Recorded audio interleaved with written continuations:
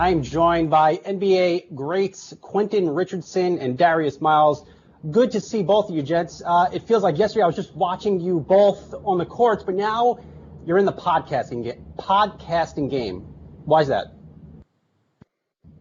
Well, for both of us, man, we were, we were at a time in our lives where we were trying to do something different. I had just left from working with the Detroit Pistons, and we both put out our stories. I did a letter to my younger self with the Players Tribune, and then D. Miles did an article about where he had been, and they both received a lot of great reviews, and a lot of people were talking, and then they got to see the chemistry we had. And the guys over at the Player Tribune, they wanted to see if we had any interest in doing anything. And we kind of, talked about things, and we stumbled into this idea of doing a podcast. Prior to that, me and D. Miles really had no experience or no knowledge of what it really was about. And, obviously, now we're at this point. So, I mean, it's been pretty exciting. Darius, what are you hoping to achieve out of the podcast? Just good energy, positivity, great stories, a lot of good laughs. Talk to me a little bit about the chemistry. Obviously, you both go back to the LA Clippers, but you go back before that. In many respects, both of you grew up together, right, Quentin? I wouldn't say we grew up together, but we absolutely knew each other prior to making it to the Clippers. We played on our AAU team with the Illinois Warriors, coached by Larry Butler back in Chicago. D being from East St. Louis, when he would come to play with us or whatever, he would obviously have to stay the weekend or something like that because it's a 4-hour difference, from him going back and forth to home and being in Chicago. So we obviously got close, and never could have dreamed that we would, come out the same year because obviously he was 2 years younger. He came out of high school. I went after 2 years of college. And, we wound up getting drafted to the same team. So, I mean, like you say, the story obviously goes well beyond that. And that's the 25 years of the relationship and the friendship and the way our families are each other's families and things like that. That's where the chemistry and everything comes from. It's just what you see is 24/7, 365, man. It's not just the act for the cameras or nothing like that. We like this all the time. Darius, what is it like going from high school right to the NBA? It's exciting. It's hard. It's hard to do, but it's feels very exciting. I enjoy every bit of everything. Was like new, and it was an exciting time. Darius, I came across a very powerful piece by you a couple of years ago on the Players Tribune. You really talked about your career. Take us through that career. You really talked about, I think, getting out of where you were and where you grew up from, and then your rise to the NBA. For those not familiar with that story, take us through that a little bit. Just coming from East St. Louis, it's a rough time in East St. Louis, one of the murder capitals of the world, and a lot of people don't make it out. I've seen a lot of people play basketball and be stars there, and be right back there, or around the corner from the house. So I really want to do something bigger and try to lead the way for other generations to follow, get up out of it. I'm definitely blessed to be able to come straight out of high and do that. And Quentin, you also too. You, in many respects, came from the same, I would say, streets or the same situation as Darius. What was it like for you to get out and really make it big at the NBA? Like anybody else, man, dream of mine ever since I was big enough to start playing basketball. I wanted to make it to the NBA. So me coming from the inner city of Chicago, growing up watching Michael Jordan build his empire and become who he has become, he was a great inspiration for me and for a lot of kids. For us, man, the basketball was a vehicle. It was a way for us to get out of the hood. And you look at the little round orange basketball, and we look back and see what it's done for us. I mean, it's taken us all around the world. We've been to countries we probably never even heard of or never would have known about if it wasn't for basketball.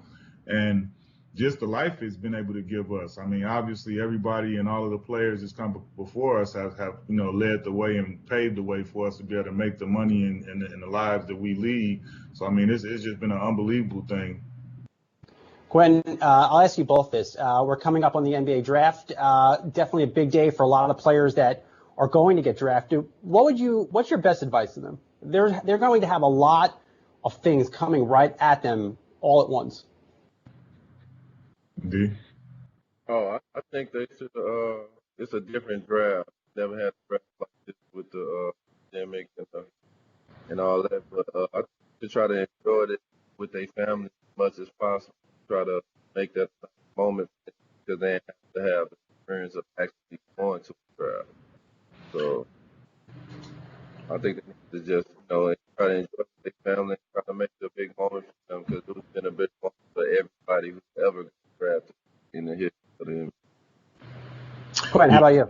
I would assume I would agree with D. Just say enjoy this process. This is one of the most fun, one of the happiest, best times of your lives. This is you embarking on a new journey. You becoming a young man going into a man's world, and you're gonna be making a lot of money. So I would say definitely enjoy everything. Keep your family around, but I would say also, when you're going into this with your finances, be smart, man. It's like D said, it's a whole new world than when we came in the draft in 2000. There's so many different things that the knowledge that say is at the players' fingertips to be to better themselves with the finances and things. So many different things put in place. So I mean, those are the biggest things for me with this new generation of guys coming in. They're making so much money. And there's so much information and so much knowledge out there for them to be able to protect that money and walk away from the game with the bulk of the money that they make. Quentin, how do you know who to trust? I mean, that's a funny thing, man. In the beginning, I mean, you have to have people. You start with your family and the people around you that you trust, and you use them and lead on them to vet people and to try and establish those relationships. And trust is something that's earned. It's not given. You don't get it right out the gate. It's something that you have to build and you have to earn and you have to gain. So it's not something that's just a short thing right away. But I think if you use the vetting process and you go and you try and be very thorough and intense throughout that, you can weed out a lot of the obvious situations. But I mean, even with that being said, it's still trust is a very, very funny thing, and it has to be earned and gained and not just given away. Darius, you've been very open about finances through the years and how you've managed your finances. What advice would you give to the players coming to the league? It's about choice. It's not about chance. You shouldn't be out here taking chance. When you wake up every day, it's about the choices you make. So if you're making the right choices, sometimes you make mistakes. We only, but you try to make the right choices every day, and that's the start. Quentin, a little interested in the podcast. How much are you going to explore really racial injustice issues?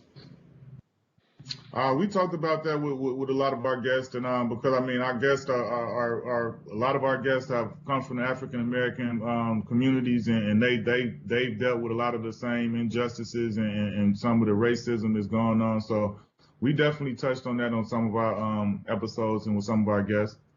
What are their thoughts? What role do you think the NBA should play in what we're seeing across the country? I love the role that the NBA is playing. Just like everything else, they're leaders of the pack. They're right out in front, doing what they're supposed to do. I couldn't be more proud to be part of this fraternity and these players and what they did and the stance they took and the courage they went out there and displayed to go out there and play in that bubble and be under all of that pressure that they were under, but also be able to go out there and use their platforms and use their voices to shed light on something that they felt passionate about. And basically most of the guests that we had on, we all come from the same type of situations, regardless of the color or ethnicity or background. We're all peers, so we all, as basketball brothers and sisters, we all have feelings for our peers and our brothers and sisters that are impacted by these things. So everybody could understand and relate and feel those same emotions that most of the world felt when these things were going on. Darius, your thoughts on that too? Whoa. he was so low. I forgot the question. He said race. Yeah, Quentin really dropped the mic there, right? Yeah, he told it all. I agree. No, but do you think the NBA has really? You think they've stepped up? You think think they've done enough, Darius? Oh man, just I'm proud to be a part of that fraternity. Like it's a blessing to be with a fraternity like the NBA and what they do and how they support all players, whatever it is, whether it comes comes to anything. So I'm just happy to be a part of that and try to keep on representing that in the life. So I'm sure you watched the playoffs, 3 months in a bubble. Quentin, what were you thinking when you were watching this play out? LeBron has been very vocal out there saying, this was tough. You're locked in a bubble. You don't really have interaction with other human beings.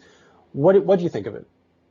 I thought it was number one, it was amazing by every single person that had anything to do, putting that thing on, for them to go down there and have zero positive test results. I mean, that was unbelievable. And I think everybody involved, from the players, the staff, the coaches, everybody down here, they should be, saluted immensely.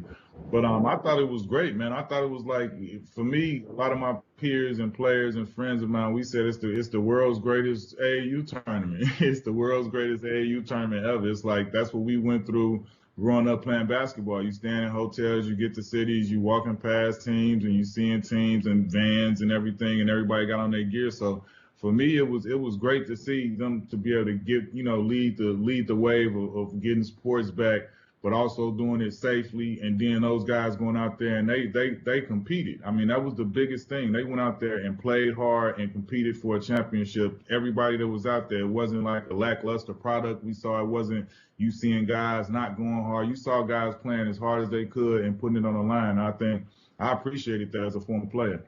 I'd love to get both of your thoughts on this. Darren, let me start with you here. The NBA is talking about coming back in December. What type of toll would that take on a player's body coming back that quick? I don't think it's going to take. I think they do it anyway. When you play in the NBA, you play all year round. You may take months off at the moment. You really be back in the gym. So I don't think it's too much. I think they're going to make it work itself out. Like, the NBA is the best ever when it comes to any organization. And they players are very professional, and they always put it on the line. And a bubble show that, bubble show that any adversity, they're going to put the best basketball on TV. That's what. And Quentin, how about you? Too quick to come back? I don't think so, man. I kind of would agree with Darius saying that guys, the turnaround is quicker than we would assume anyway. People in the summer start working out a lot sooner. And I think obviously playing the games and things is going to be a little bit more. But I think when you look at the guys, you would be most concerned about Miami and LA because they went the distance and they played the longest. But, I mean, when you look at a guy like LeBron, I think he's the type of dude that keeps his body so physically conditioned all year round that this is probably a better thing for him to get right back to it than to take some time off when he's getting a little long in the tooth. But, I mean, for him, I don't see him missing that many games like people saying he might sit out. I think he'll play 82 because he's chasing greatness. He's chasing history. Every game means something to him, and I think you'll see LeBron go out there and play. Well, whatever diet LeBron is on, clearly I need to be taking it. All right, we'll leave it there. Quentin Richardson, Darius Miles, good to see you both. Good luck on the podcast, and we'll talk to you soon.